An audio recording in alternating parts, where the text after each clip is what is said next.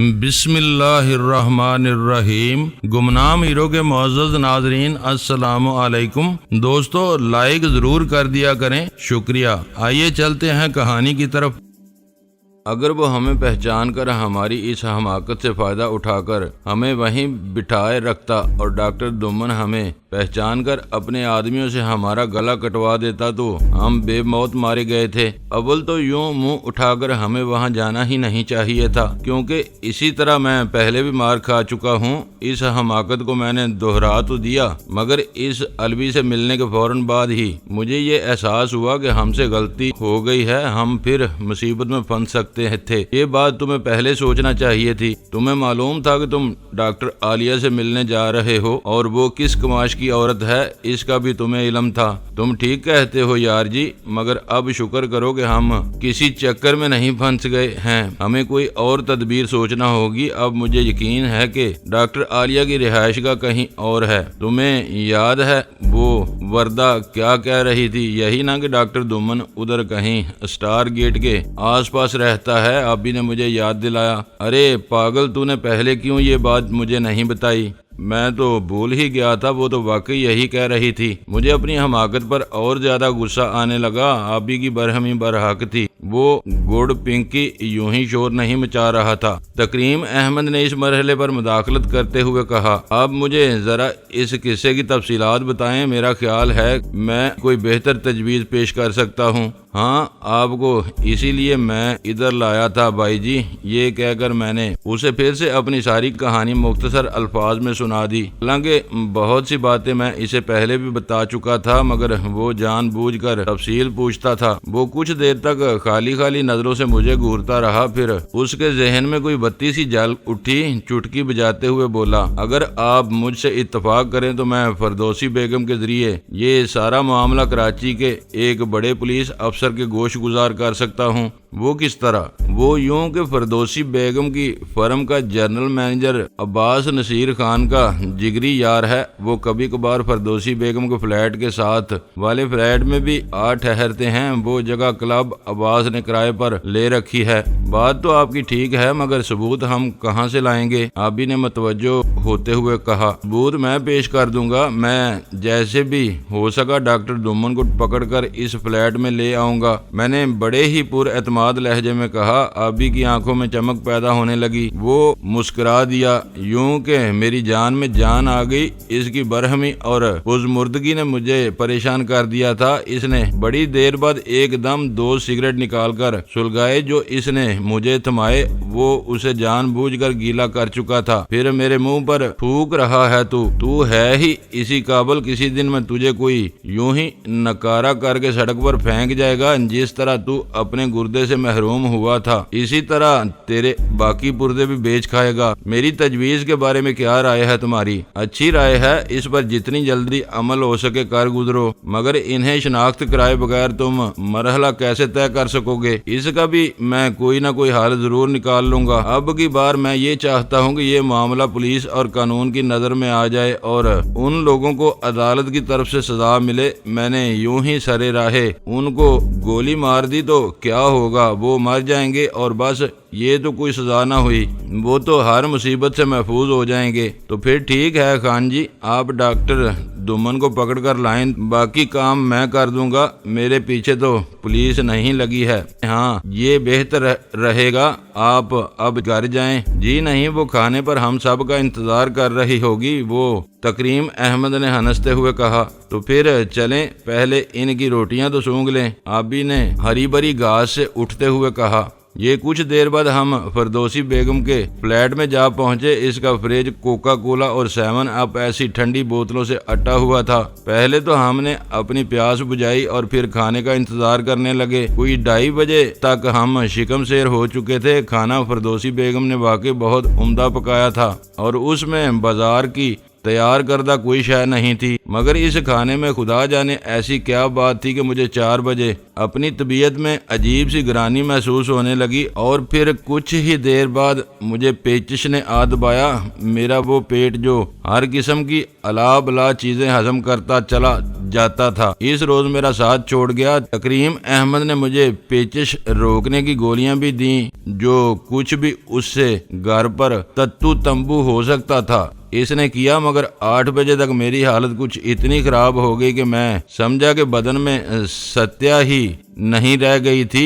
بار بار کے مروڑ نے مجھے مروڑ کر رکھ دیا تھا اور پھر مجھ پر نکاہت کے دورے پڑنے لگے۔ آدمی یوں پانی کا بلبلا بھی ثابت ہو سکتا ہے، اس کا تو مجھے وہم بھی نہیں تھا۔ 16-17 دفعہ باتھ روم میں جا چکا تو میری ہمت جواب دے گئی۔ 9 بج گئے مگر مجھے آرام نہیں آیا۔ آبی اور تکریم احمد بھی گھبرا گئے تھے۔ 18ویں بار تو مجھے بستر ہی پر بے بس ہونا پڑا۔ وہ اور زیادہ پریشان ہوئے تو مجھے رات کے 9:30 بجے وہ اٹھا کر اسپتال لے گئے۔ مجھے اپنی اس مصیبت کا وہ دن کبھی نہ بھول سکے گا۔ میرے بدن سے پانی بالکل ہی خارج ہو چکا تھا۔ میری اس ابتر حالت پر ڈاکٹر بھی پریشان ہو گئے۔ جو کچھ ان سے ممکن ہو سکتا تھا وہ رات بھر کرتے رہے مگر مرض کے اصل سبب پر قابو نہ پا سکے۔ میں کیا کہوں یارو، میں اس مرض میں ایسا مبتلا ہوا کہ میرے 15 دن اس ہسپتال میں یوں گزر گئے جیسے میں قبر کا عذاب جھیل رہا ہوں۔ ابھی دن رات میرے بستر کے ساتھ لگا، میری تیمارداری میں مصروف رہا۔ وہ بھول ہی گیا تھا کہ اسے دنیا میں کوئی اور بھی کام ہے۔ یہی حال تکریم احمد کا تھا۔ وہ بھی صبح سے شام تک میرے سرانے کھڑا رہتا تھا۔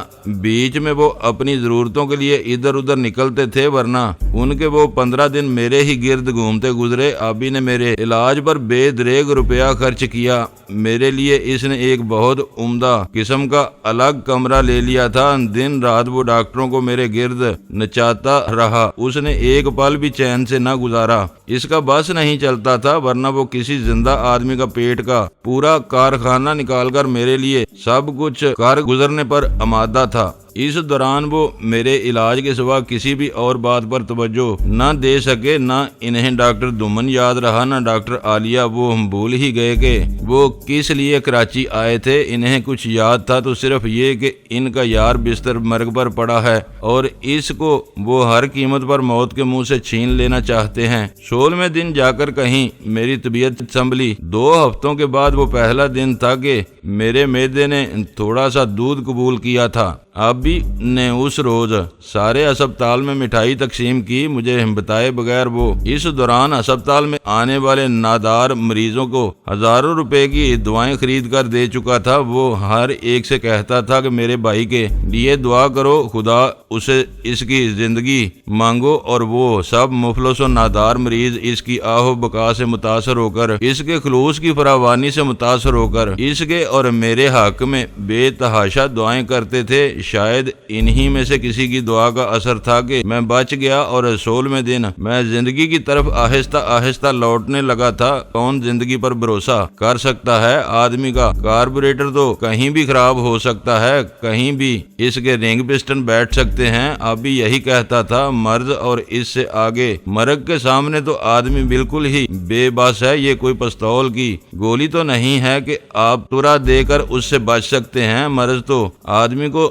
چیتے کی طرح بے آواز آگے بڑھ کر گردن سے دبوچ لیتا ہے۔ 18ویں دن میں نے چاہا کہ میں اس بستر سے اٹھ کر بھاگ نکلوں، مگر میری حالت دیدنی تھی۔ بدن یوں گل گیا تھا جیسے میں بس ایک استخوانی ڈھانچہ ہوں۔ ساری رونقیں ختم ہو گئی تھی۔ حالت یہ تھی کہ 19ویں دن آبی نے مجھے آئینہ دکھایا تو میں خود کو پہچان نہیں پا رہا تھا۔ میرے چہرے کی ساری بتیاں گل نظر آتی تھی، نہ آنکھوں میں چمک تھی، نہ رخساروں پر وہ خون کی لالی ہی باقی رہ گئی تھی، اور رگیں ہاتھوں اور گردن پر یوں ابھر آئی تھیں جیسے میں کوئی 70 سالہ بوڑھا آدمی ہوں اور بے غیرت بن کر جینے کے لالچ میں جی رہا ہوں۔ ڈاکٹروں نے بھی میری حالت کو سمجھتے ہوئے مجھے ہسپتال سے نکلنے کی اجازت نہیں دی۔ یوں بھی میری ہمت جواب دے گئی تھی۔ میں اپنے پاؤں پر چل کر باہر نکلنا چاہتا تھا۔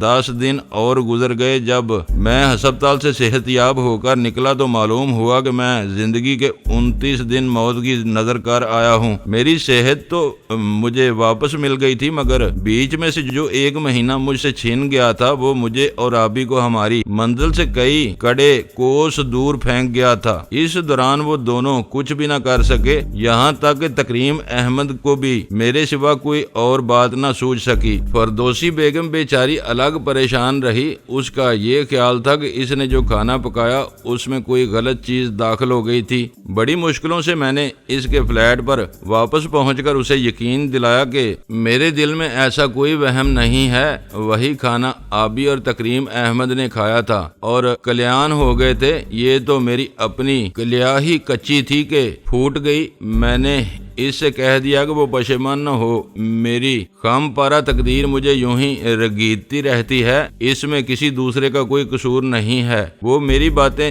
بڑے غور سے سنتی تھی مگر جواب بہت کم دیتی تھی۔ یہ بات اس کی اصالت اور شرافت کا محکم ثبوت تھی کہ اس نے ہم سے ایک بار بھی بے تکلف ہونے کی کوشش نہیں کی۔ تکریم احمد کی باتوں میں تعلی زیادہ تھی، ورنہ میں اور آبی اس نتیجے پر پہنچے تھے کہ ان دونوں میں ایک پاک صاف سا انتہائی خلوص پر مبنی بے لوث دوستانہ تعلق تھا، جس میں ان کے درمیان کسی دوسرے تعلق کا تصور بھی نہیں کیا جا سکتا تھا۔ تکریم احمد ہمیں خواہ مخواہ ہی بیوقوف بناتا رہتا تھا کہ اس فلیٹ میں اسے بڑی خنق اور معطر راتیں میسر آتی رہیں۔ فردوسی بیگم بہت ہی سلجھی ہوئی عورت تھی، ایسی عورت جو قلعہ بند ہو کر یوں بیٹھی ہے کہ اس کے وجود تک کسی کا تیر نہیں پہنچ سکتا۔ بلا شبہ وہ بہت ہی مدھوماتی عورت تھی۔ اس کی آواز میں ایسی حلاوت اور ایسا لوچ موجود تھا کہ آدمی کی عنایت کو ترستی روح سرشار ہو جاتی تھی اور اس کی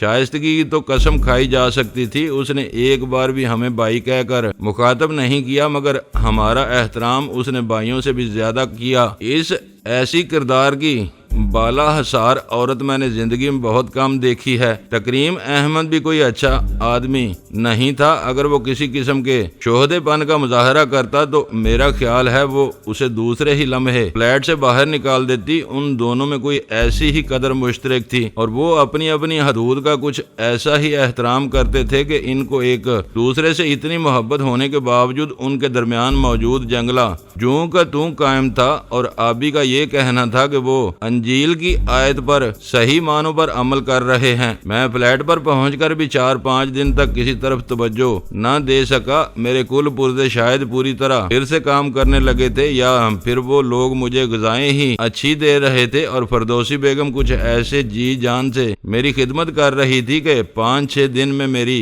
تندرستی عود کر آئی اور مجھے محسوس ہوا کہ میرے اندر پہلا سا جیلانی پھر سے بیدار ہو گیا ہے۔ مجھے پریشانیوں سے بچانے کے لیے اس سارے اندوہناک عرصے کے دوران میرے ان دوستوں نے ایک بار بھی مجھ سے میرے اصل مسئلے پر کوئی بات نہیں کی۔ ان کی اس چپ سے تنگ آ کر میں نے خود ہی ایک دن بات چھیڑی تو ابھی بولا، یار تو اب کوئی بندے کا پتر بن، اب چھوڑ بھی دے یہ بستر، بہت دلیل کر لیا ہے تو نے، ہمیں بہت خدمت لے لی ہے ہم سے تو نے۔ کیوں بھائی تکریم احمد، آپ ٹھیک کہتے ہیں یار جی، اب تو اعلیٰ حضرت کے چہرے مہرے پر سرخی لوٹ آئی ہے، ایک دم نئے منہ اس کا۔ اگر یہ مر جاتا تو میں ساری عمر اس پر لعنت بھیجتا رہتا کہ سالہ پیچش سے ایڑیاں رگڑ رگڑ کر مر گیا۔ یہ ہے مردانگی اس کی۔ باقی نہیں ہوئے کسی دن تیری بڑی آنت ڈھیلی ہو گئی تو آٹے دال کا بھاؤ معلوم ہو جائے گا۔ چل آج ان لوگوں کا پتہ کرتے ہیں، لا میرا وہ چوپشا مجھے دے دے۔ حد ہو گئی، تو نے سمجھ گیا لیا ہے مجھے۔ میں یہ کہہ کر بستر سے اٹھ گیا۔ اس وقت فردوسی بیگم دفتر گئی ہوئی تھی۔ تکریم احمد میرا وہ دبانگ لہجہ دیکھا تو وہ دوڑ کر میرے لیے رینگلر کی جینز اور ایک خوبصورت قسم کی قمیض لے آیا۔ ابھی ٹخنوں سے اونچے بوٹ اور جرابیں اٹھائے ہوئے تھا۔ خود بھی ان لوگوں نے اسی قسم کا لباس چڑھا رکھا تھا۔ یہ کہاں سے مل گیا ہے تمہیں؟ یہ تو بالکل نیا جوڑا ہے بھائی، ہم نے بڑی شاپنگ کی ہے تیرے لیے۔ رومال، بنیانے، پتلونے، قمیضیں اور ڈھیر ساری ٹافیاں خریدی تھی کہ بچہ اٹھے گا تو خوش ہو جائے گا۔ آبی نے جرابوں پر لگی مہریں توڑتے ہوئے کہا، لا بھائی اچھا اور خوبصورت لباس میری خاندانی کمزوری ہے۔ یہ کہہ کر میں نے وہ جدید فیشن کے کپڑے پہن لیے۔ ہاں کیوں نہیں، بہادر شاہ ظفر کے خاندان کا اصلی اور وارث تو تو ہی ہے، ویسے یار یہ لباس تجھے سج گیا ہے،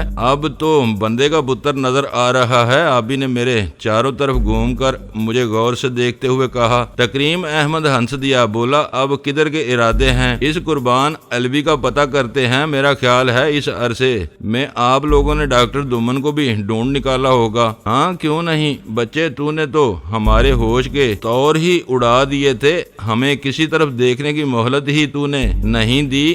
آبی نے کہا۔ وہ بھی نشست گاہ میں لگے قد آدم آئینے کے سامنے کھڑا اپنا حلیہ درست کر رہا تھا۔ چلو دفع کرو، جو ہونا تھا ہو گیا، اب بھی کچھ نہیں بگڑا۔ وہ لوگ زمین کے اندر بھی ہوں گے تو ہم انہیں نکال لیں گے۔ کچھ ہی دیر بعد ہم نے فردوسی بیگم کو فلیٹ کو تالا لگا کر ٹیکسی میں بیٹھ کر قربان الوی کی رہائش گاہ کی طرف چل دیے۔ وہاں پہنچ کر معلوم ہوا کہ الشفق کے گیٹ پر صرف تالا ہی نہیں بلکہ اس پر کرائے کے لیے خالی ہے کا بھی یہ بڑا سا بورڈ آویزاں تھا، چے مانی دارد۔ ابھی سائیں، میں نے ہونکوں کی طرح گرد و نواح پر نظر ڈالتے ہوئے کہا، وہ جو نہ بیچتے تھے دوائی درد دل دکان اپنی بڑھا گئے۔ آبی نے پریشان ہو کر کہا، یہ تو بہت برا ہوا ہے یار، چلو ذرا ادھر مردان شاہ کے پاس چلتے ہیں، اسے معلوم ہوگا کہ یہ لوگ کہاں چلے گئے۔ یہ کہہ کر میں پھر ٹیکسی میں جا بیٹھا، اسے ہم نے ابھی فارغ نہیں کیا تھا۔ تکریم کے چہرے سے یوں ظاہر ہو رہا تھا جیسے وہ بہت زیادہ نادم اور پشیمان ہے۔ بولا، جیلانی صاحب مجھے افسوس ہے کہ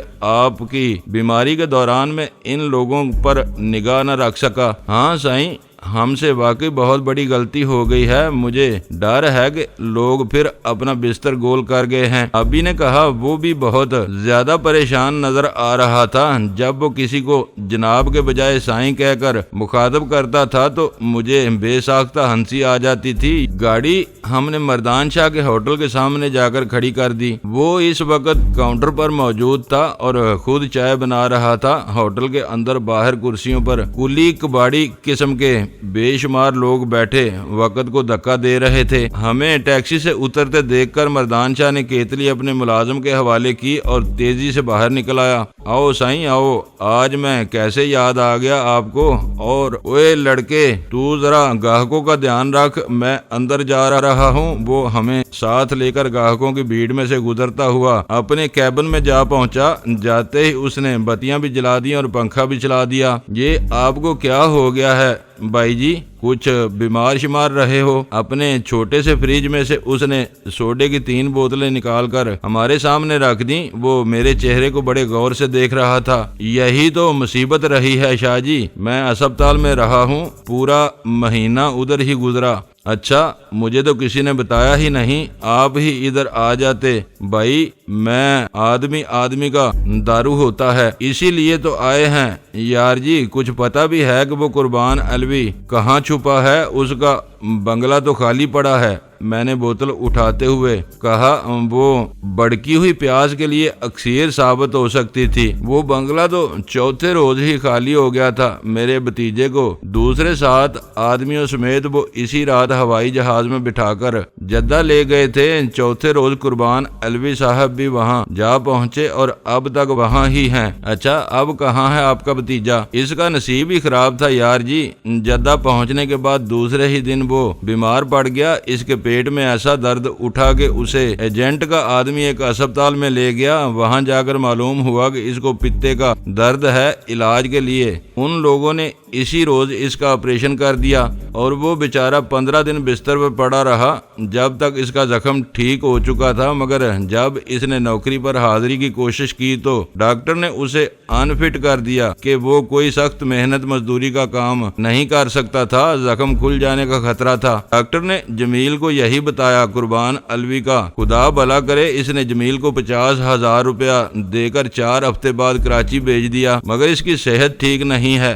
میں نے اسے بندر روڈ پر ایک ورکشاپ کھول دی۔ کام تو اس کا چل نکلا ہے مگر وہ خود بیمار رہنے لگا ہے۔ مردان شاہ نے اپنے بھتیجے کے بارے میں مجھے جو کچھ بتایا وہ میرے خدشات کی تصدیق کے لیے بہت کافی تھا۔ اس کے ساتھ جو دوسرے آدمی گئے وہ کہاں ہیں؟ وہ تو ادھر ہی ہیں، ان میں سے کوئی بھی واپس نہیں آیا۔ ایک لڑکا اس کے ساتھ گیا تھا، بشیر، اس کے بارے میں مجھے کل کسی نے بتایا ہے کہ وہ بھی بیمار ہے اور اسپتال میں داخل ہے۔ دراصل وہاں کی آب و ہوا کسی کو ہی راس آتی ہے یار جی۔ جمیل نے اچھا کیا جو واپس آ گیا، اور الوی صاحب کی مہربانی دیکھو کہ انہوں نے اس کو 50,000 روپیہ بھی دے دیا۔ کوئی کسی کو مفت پیسہ نہیں دیتا مردان شاہ جی، تمہارے بھتیجے سے انہوں نے کوئی لمبا ہی فائدہ اٹھایا ہوگا۔ میں نے آبی کے پیش کردہ 2 میں سے ایک سگریٹ لے کر منہ میں دبا لیا۔ مردان شاہ کے چہرے پر تشویش کی لکیریں ابھر آئی تھیں۔ بولا مجھے بتاؤ یار جی، کچھ گڑبڑ تو مجھے بھی لگتی ہے۔ سالوں نے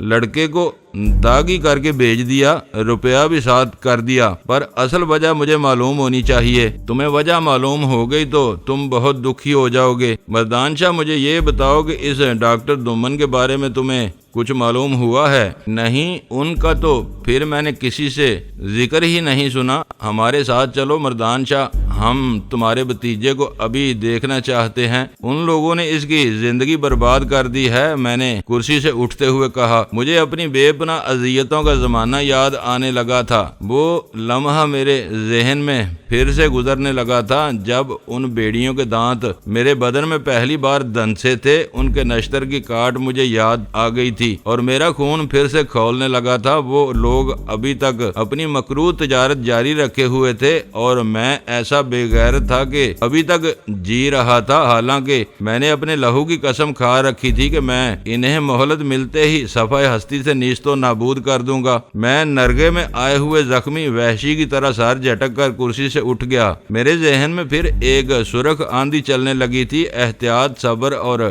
تحمل کا دامن ایک بار پھر میرے ہاتھ سے چھوٹ گیا تھا۔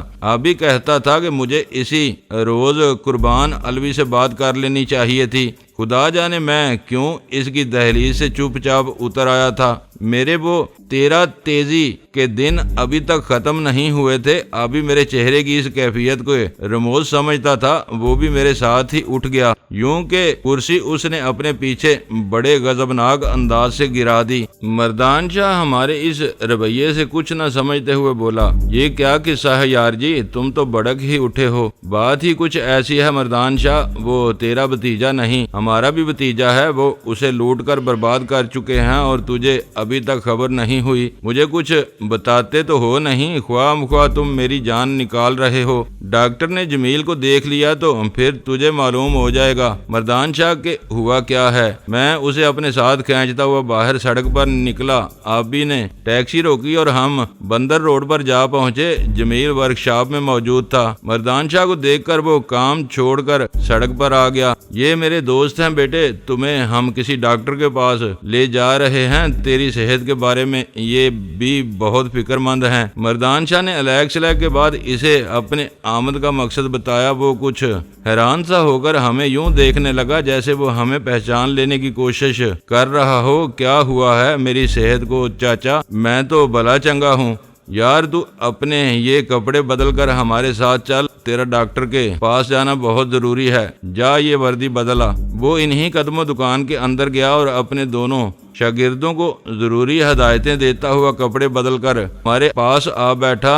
اسی سڑک پر کچھ ہی دور آگے مجھے ایک ڈاکٹر کا کلینک نظر آیا۔ میں نے ٹیکسی وہیں روک لی۔ ڈاکٹر کا نام منظور احمد تھا اور دکان کے اندر موجود تھا اور مریضوں کے معائنے میں مصروف تھا۔ خود وہ الگ کیبن میں بیٹھا تھا۔ شیشے کے پردے میں سے اسے دیکھ کر میں جمیل کو ساتھ لیتا ہوا سیدھا اس کے کیبن میں جا گھسا۔ مردان شاہ آبی اور تکریم احمد بھی میرے پیچھے آ گئے۔ ایک مریض اسی وقت باہر نکلا تھا۔ ڈاکٹر نے استفہامیہ نظروں سے ہمیں یوں گروہ کی صورت میں اندر آتے دیکھا تو وہ کچھ پریشان ہو گیا۔ بولا خیر تو ہے ینگ مین، اپنی باری کا بھی انتظار نہیں کریں گے آپ؟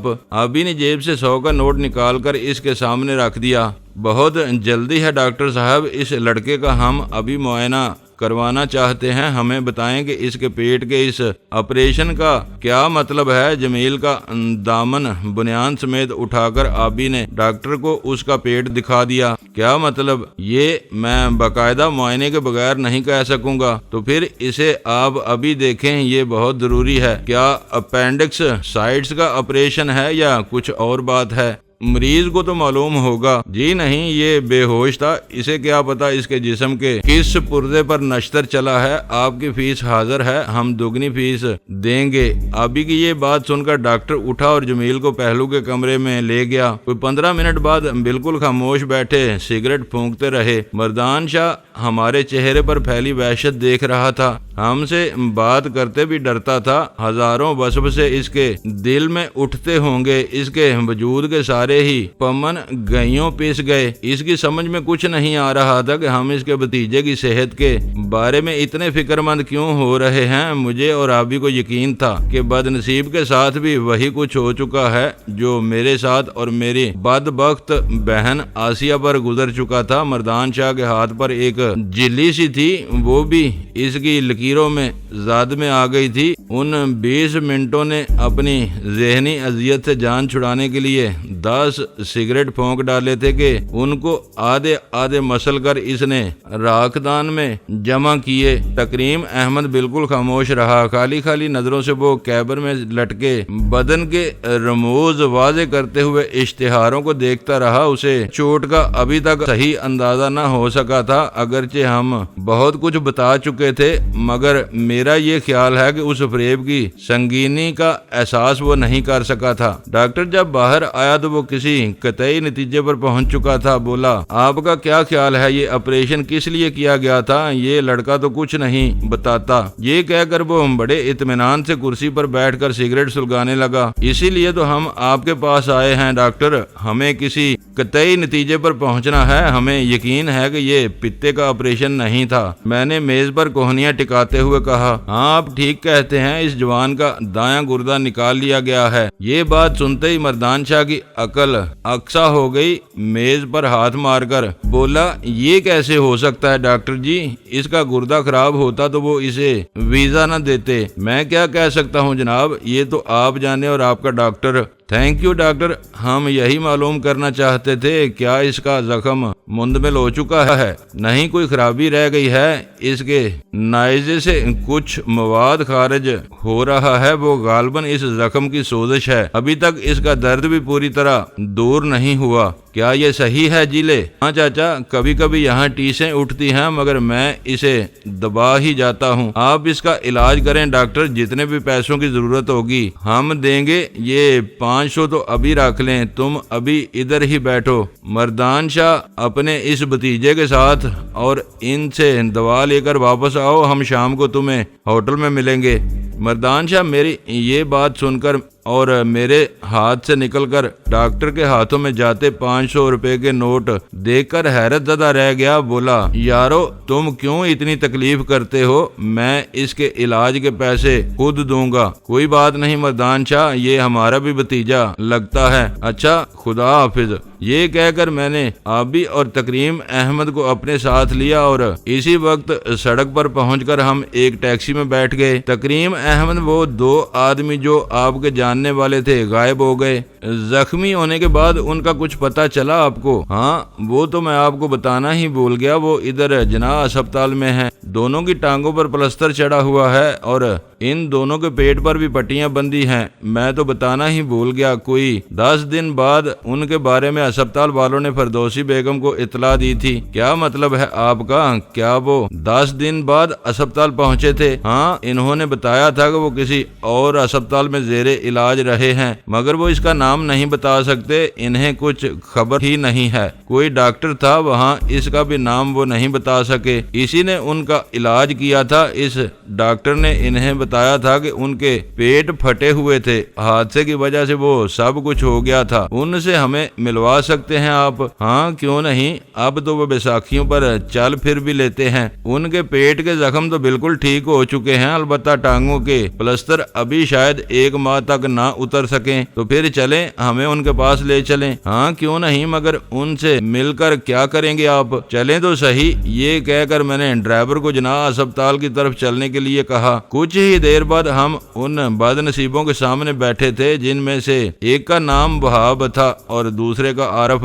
تکریم احمد نے ان سے ہمارا تعارف کروایا تو وہ بہت خوش ہوئے، وہ سمجھے ہم عذرائے ہمدردی ان سے ملنے چلے آئے ہیں۔ عارف بولا، ہم آپ کے شکر گزار ہیں جناب کہ آپ کو ہمارا اتنا خیال ہے۔ تکریم احمد آپ کے دوست ہیں عارف صاحب، ہمیں بھی آپ اپنا ہمدرد سمجھے، آپ کی ٹانگ کا کیا حال ہے؟ اب وہ وہاب کے مقابلے میں زیادہ حشاش بشاش اور صحت مند نظر آتا تھا، جسا اس کا میرے ایسا ہی تھا، خاصا اونچا لمبا جوان تھا وہ اور بے فکر بھی، سگریٹ وہ دبا کے پیتا تھا اور ہر وقت مسکرانے کا عادی تھا۔ ڈاکٹر کا خیال ہے کہ بس ہم 15 دن میں یہاں سے فارغ ہو جائیں گے۔ دراصل ہمارے پیٹ میں لوہے کی سیٹوں کا ٹوٹا ہوا اینگل آئرن لگ گیا تھا، جس کی وجہ سے میرا دایاں گردہ کچلا گیا تھا اور وہاب کا بایاں۔ یہ کیا کہہ رہے ہیں آپ؟ کیسے معلوم ہوا آپ کو کہ آپ کے گردے کچلے گئے ہیں؟ وہ دراصل جس کلینک میں ہمیں پہلی بار حادثے کے بعد لایا گیا تھا، وہاں کے ڈاکٹروں نے ہمیں یہی بتایا تھا، اس کی تشخیص یہ تھی کہ دونوں گردے بیکار ہو چکے ہیں، ان کا نکال دینا ہی بہتر ہے۔ اچھا پھر کیا ہوا؟ میں نے بے صبری سے پوچھا۔ پھر کیا، اب ہم دونوں ایک گردے پر جی رہے ہیں، پر صاحب بڑے کمال کا ڈاکٹر تھا وہ، اس نے ہمارا ایسا علاج کیا کہ ہمارے آپریشن کے زخم بس 10 دن میں مندمل ہو گئے۔ اس ڈاکٹر کا نام معلوم ہے آپ کو؟ جی نہیں، سب اسے ڈاکٹر ہی کہتے تھے، ادھیڑ عمر کا آدمی ہے وہ۔ یہ کہہ کر اس نے جو حلیہ مجھے اس کے بارے میں بتایا وہ صاف طور پر ڈاکٹر دومن ہی کی عکاسی کرتا تھا۔ آپ کو یاد ہے کہ وہ کلینک کہاں ہے؟ دوستو ویڈیو کو لائک ضرور کر دیا کریں۔ ISI پاک آرمی زندہ باد، پاکستان پائندہ باد۔ معزز ناظرین، اپنا خیال رکھیے گا اور اپنے اس چینل کا بھی شکریہ۔